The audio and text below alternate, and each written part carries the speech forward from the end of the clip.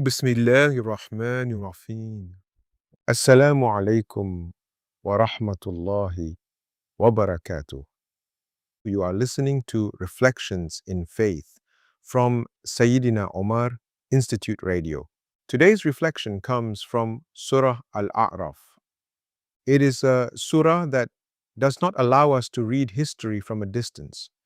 It brings the stories of earlier nations close to the heart. It shows us that the decline of a people does not begin only with military defeat, economic weakness, or political disorder. It begins when life becomes detached from the command of Allah. In Surah Al-A'raf, Allah reminds us that we will be questioned.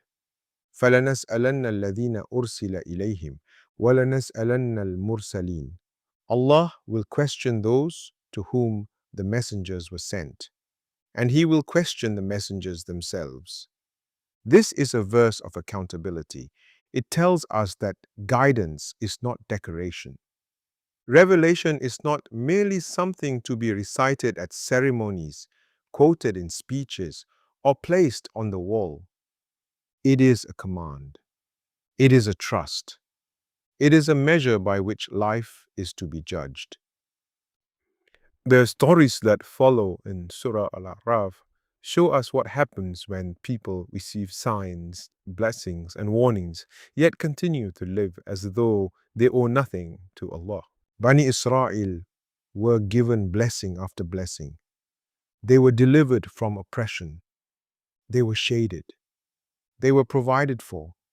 They were shown signs that no sincere heart could miss.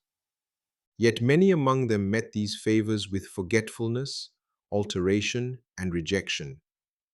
The people of Prophet Shu'aib alayhi salam were also given clear guidance.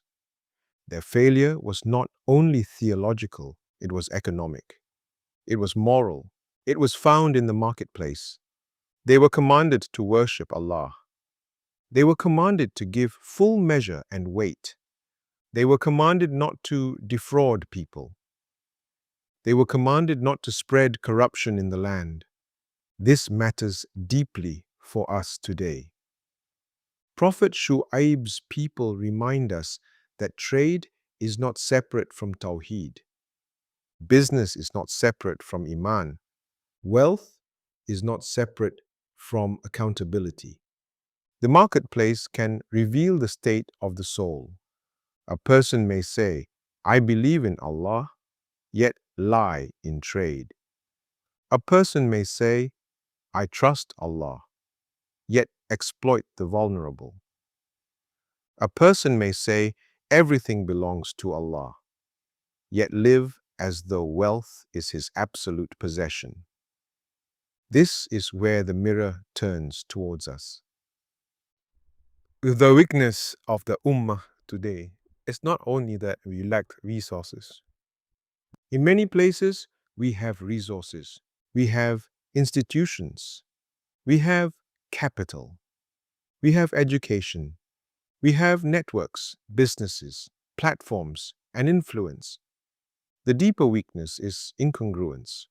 We claim submission to Allah, but our dealings often follow self-interest. We speak of the akhirah, but we organize our lives around accumulation. We speak of risk as coming from Allah, but we treat wealth as something to secure, display, and keep.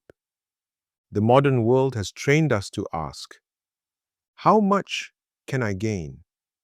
The Quran teaches us to ask, why has Allah placed this with me? That question changes everything. If wealth is only mine, then I will protect it for myself. If wealth is amana, then I must ask what Allah wants done through it. Islam does not condemn wealth in itself. Wealth can feed families. It can preserve dignity. It can fund knowledge. It can relieve hardship. It can build institutions. It can support da'wah. It can strengthen community. It can become sadaqah jariyah. But wealth becomes dangerous when it hardens the heart, when it narrows concern, when it makes a person forget the one who gave it. The function of wealth is not hoarding. It must circulate through justice, through zakat, through sadaqah, through waqf, through service, through care. It must not remain trapped among those who already have enough. This is not merely a social principle, it is a spiritual test. Imam al-Ghazali, rahimahullah, helps us see this more deeply. In Ihya Ulumuddin, Imam al-Ghazali does not treat the dunya only as a physical world. The dunya is not simply houses, money, trade, food, clothing, or family. These things can be used in obedience to Allah. The danger of dunya is attachment. It is when the heart settles on the temporary, as though it is permanent. It is when the means becomes the end. It is when wealth is no longer used for the journey to Allah. Instead, wealth becomes the journey itself. If Imam al-Ghazali were to look at this reflection, he would likely move the discussion from the outer economy to the inner economy of the heart. He would ask, what does this wealth do to your soul? Does it increase gratitude or arrogance? Does it make you more generous or more afraid? Does it make you remember Allah or delay your return to Him? Does it serve your akhirah? Or has your akhirah been made to serve it? For Al-Ghazali, the disease is not possession. The disease is captivity. A person may hold wealth in his hand while his heart remains free. Another person may possess little, yet be enslaved by longing, envy, and greed. The question is not only the amount of wealth. The question is, what sits in the heart? This is where Surah Al-A'raf takes us even deeper. In verse 172, Allah reminds us of the origin story of the human soul. Before we entered this world, before our names, families, languages, nations, careers, and possessions, Allah brought forth the children of Adam and made them bear witness over themselves. Allah asked, "Am I not your Lord?" And the souls replied, "Yes, we bear witness." This is the origin of the compass. The human being did not begin in confusion. The soul began with recognition. Before the noise of the dunya, before the marketplace, before ambition, before fear, before status, before the race to accumulate, the soul already knew its Lord. So the problem of modern life is not that we were never shown the direction.